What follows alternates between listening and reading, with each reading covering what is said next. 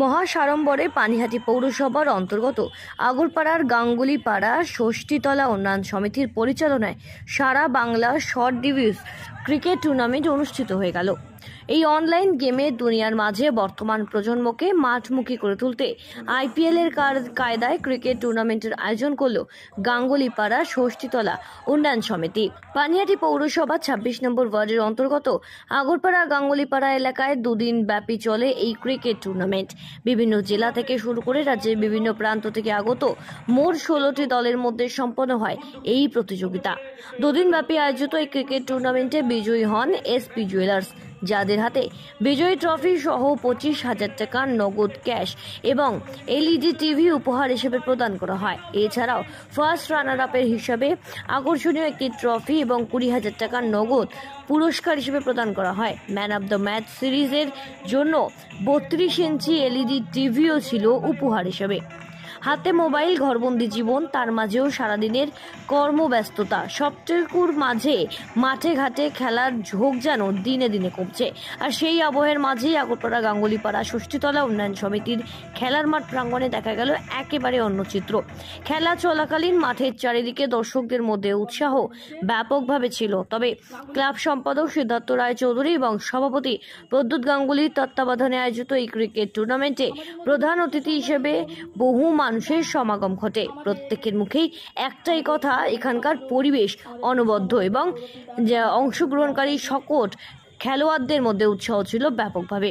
এই দিনের এই অনুষ্ঠানে প্রধান অতিথি হিসেবে উপস্থিত ছিলেন বিধায়ক নির্মল ঘোষ, পানিহাটি পৌরসভার পৌরপ্রধান সোমনাথ দে, পানিহাটি পৌরসভার কাউন্সিলর সম্রাট চক্রবর্তী, তন্দ্রা ঘোষ, তীর্থঙ্কর ঘোষ সহ উপস্থিত ছিলেন পানিহাটি পৌরসভার বিভিন্ন ওয়ার্ডের কাউন্সিলররা। পানিহাটি পৌরসভার ২৬ নম্বর ওয়ার্ডের কাউন্সিলর শ্রাবন্তী রায় নিজে দাঁড়িয়ে থেকে দুদিন ব্যাপী আয়োজিত এই গোটা ক্রিকেট টুর্নামেন্টটি তদারকি করেন। দেশের সেনাদের সম্মান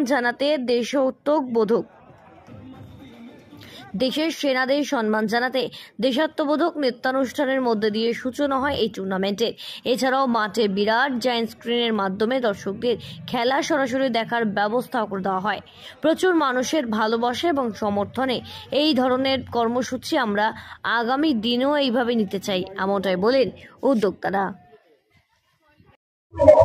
খেলোয়াড়ের ঘরের ছেলে, মানে আমার বাবাও খেলতে খেলতে সে চাকরি করেছে, সংসার সামলেছে। সেই রক্ত নিয়ে যখন এসছি, আর এই পাড়া কালচার বাবার হাতে দেখা শেখা। আজকে বাবা নেই, কিন্তু আমার মনে হয়েছে পাড়া যখন থেকে দায়িত্ব পেয়েছি ২০০৭ সাল থেকে আমি এই পাড়ার সাথে যুক্ত আছি অ্যাজ এ সেক্রেটারি। ২০০৭ সাল থেকে পাড়া থেকে আস্তে আস্তে পাড়াটাকে আমি ডেভেলপ করার চেষ্টা করেছি এবং তার প্রধান মাধ্যম আমার মনে হয়েছে খেলাই পারে সবকিছু ভ্রাতৃত্ব বজায় রেখে, সবকিছু সৌহার্দ্য বজায় রেখে এগিয়ে যেতে।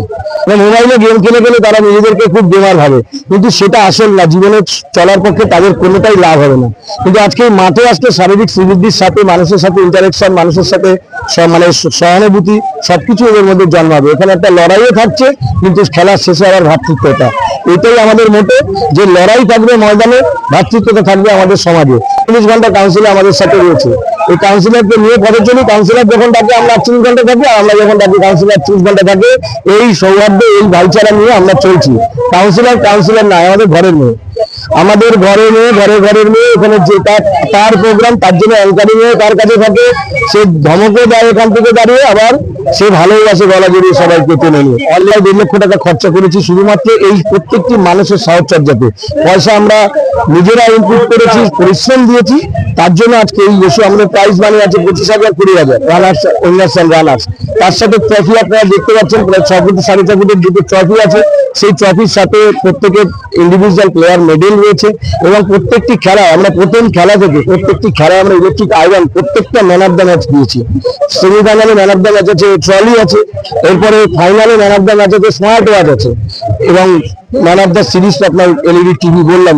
এছাড়াও best bowler, best batsman, best trophy এবং ফেয়ার প্লে ট্রফি এদের রয়েছে।